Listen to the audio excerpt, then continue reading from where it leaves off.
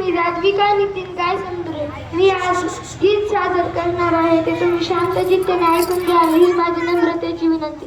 बुद्धीच्या सागराती मंथन भीमात होते, समतेच्या भावनाती चंदन भीमात होते, तालात जीवनाच्या विषमता नाचली, न्यायाची राखदारी गुंजन भीमात होते. संकल्प या मनाचा क्रांती करून गेला, निदड्या मनाचा मोठा होऊन सिंह गेला.